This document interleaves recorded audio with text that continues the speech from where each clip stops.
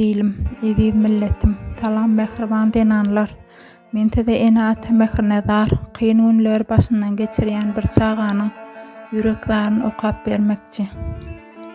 Gözlerinde mehir dengdi kaynayan, ecem can menten görütüm gelyer, giycelerine mehrin küysep ağlayan, ecem can menten görütüm gelyer. Sen bolmasan öyem soğayan eken, tensizlik her yerde kıynayan eken, sen yerine bolmak juda kıyın eken, tizirek gel ecem görüsüm gelyer. Uzakta mehrini duyup bilemok, sen bolmasan ecem dünya sağam ok, can edende ötürüsüm gelen ok, ecem can men sen görüsüm gelyer. Allah'ım sana mutama sağlık versin, yüren yollarına aydınlık versin, sağaman üymede dolanıp gelsen, ecem sen yaman görüsüm gelyer. Bu bir çağanın del, münglerce çağanın yüreğinin sesi. Bizim çağalarımız bu kısmatı yaşamağa mecbur mu? Yok, mecbur edilýärler. Bizim halkımız daşary yurtda işläp geleyin, öý moňoraýyn çağam okutaýyn diýä.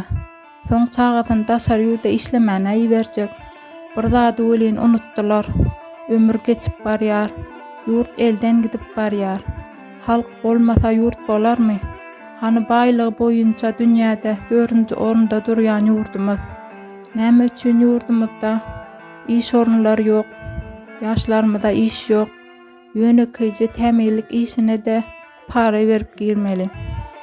Halkyň elindäki bar puluny alyp prosente sokup daşary ýurda uçurup oturan migrasiýa işgärleri, bilmedälde puluňa görä okuwçy okutýan dekanlar, puluňa görä hassa bejerýän doktorlar, tanşyňa görä iş bitirýän polisler, bu bir kanunçylyga göz yumup oturan hökümet işgärleri, halkyň öňünde hasap berersiňiz.